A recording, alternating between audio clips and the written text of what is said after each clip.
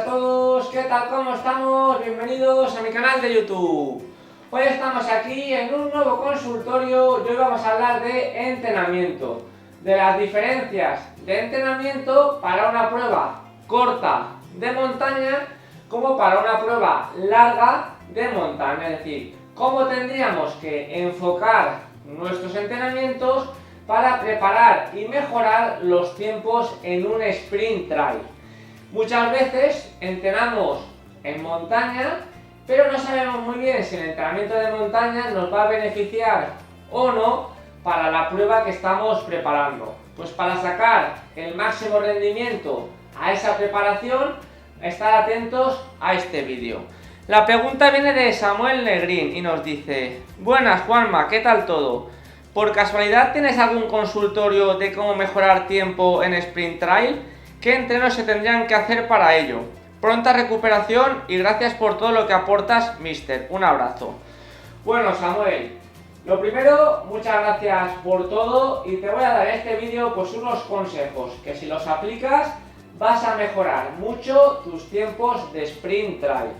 Lo primero, y para que lo entiendas todo lo que te explico, vamos a poner diferentes ejemplos de diferentes pruebas.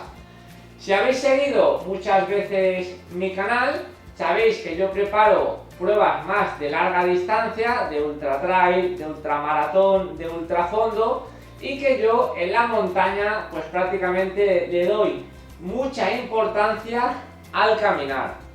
En cambio, hay otros corredores, como podría ser José Manuel Catalá, el Ansias del equipo o algunos otros corredores, como podría ser por ejemplo Clavelito, pues que al final ellos corrían mucho en prácticamente todos los entrenamientos. Es decir, yo iba con ellos y ellos subían corriendo y a mí me tocaba subir andando, porque yo no tenía esa fuerza o esa potencia para subir corriendo. Pero ¿qué pasa? Que al final mi entrenamiento siempre ha ido enfocado a la larga distancia y el suyo más a carreras de media distancia como un sprint trail, media maratón o incluso hasta maratón. Entonces aquí ya tienes la primera prueba. Si tu objetivo son sprint trail, le vas a tener que dar mucha más prioridad al entrenamiento de correr que al de andar. ¿Eso significa que tienes que salir todos los entrenamientos corriendo en la montaña? No, pero casi.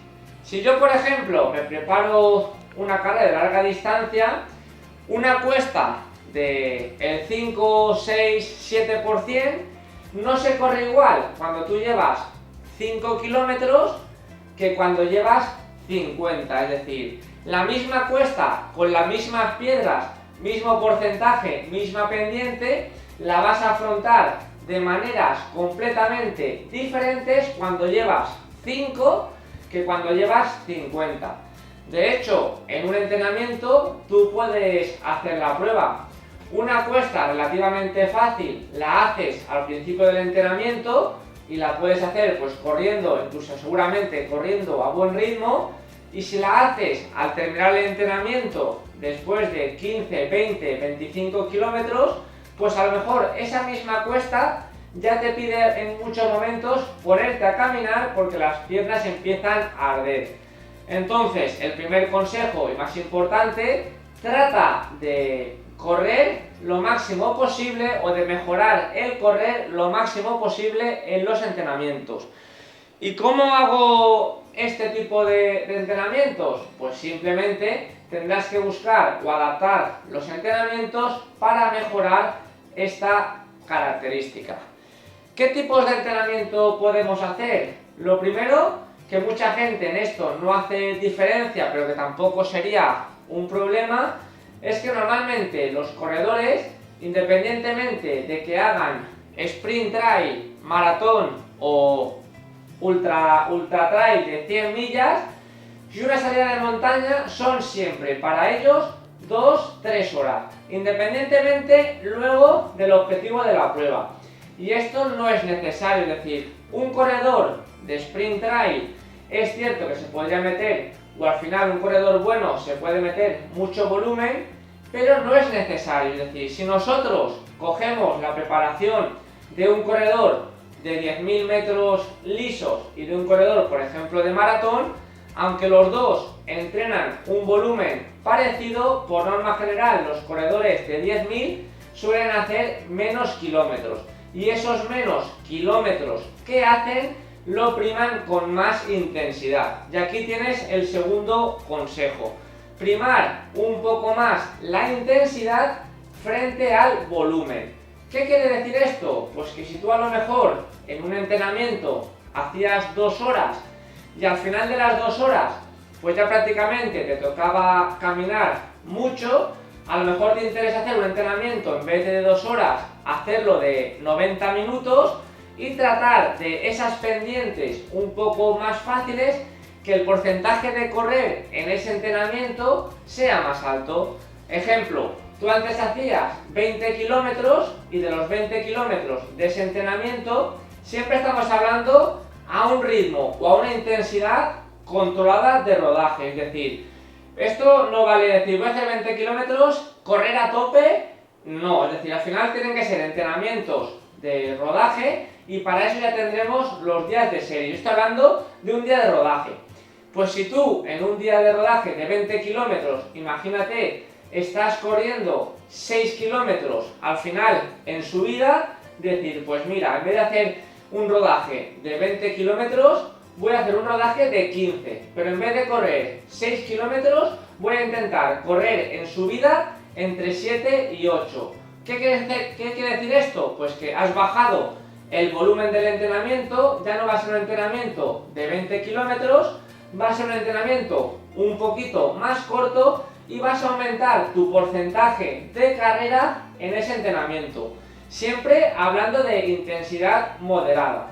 ¿Por qué digo de bajar un poco el volumen? Porque seguramente si tú haces 15 kilómetros, como el entrenamiento es más corto, esos últimos 5 kilómetros del entrenamiento largo no lo vas a tener. Tu intensidad cardíaca o tu intensidad de entrenamiento va a ser menor y vas a poder correr más y con mejores sensaciones.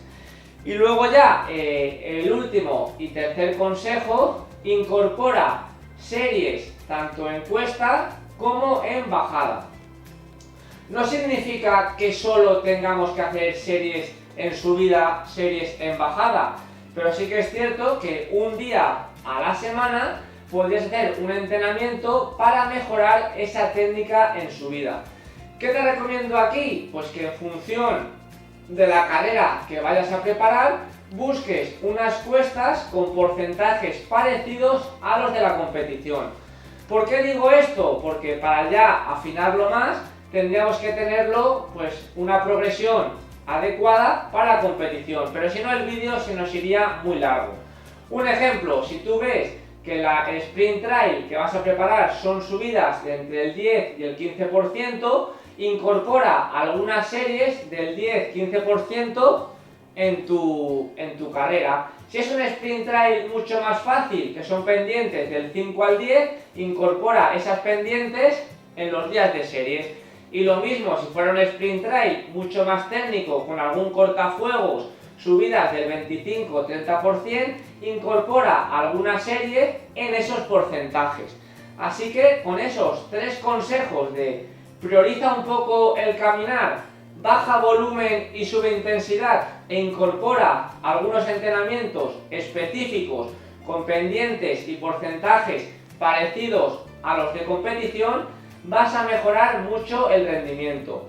Para que todo esto se noten los efectos a lo largo del tiempo, vas a necesitar unos 2 meses, 3 meses para que esas adaptaciones se vayan notando y haciendo efecto. Es decir, incorpora estos cambios y en un mes, mes y medio, 2 meses vas a ver cómo vas a llegar a tu próximo sprint trail, o vas a repetir un sprint trail que hiciste el año pasado y cada vez eres capaz de correr más rápido, de bajar más rápido, y encima así vas a mejorar mucho tu tiempo.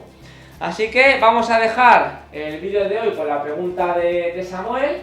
Ya sabéis que estos temas se podrían desarrollar muchísimo: qué tipos de series, qué tipos de entrenamientos, faltaría añadir también un poco el tema del gimnasio, qué tipo de gimnasio, Pero vamos, con estos 3 consejos básicos estoy seguro de que Samuel va a mejorar mucho los entrenamientos y, como no, el resultado en competición de sprint trail. Así que dejamos el vídeo de hoy aquí y, como siempre, un saludo y hasta el próximo vídeo.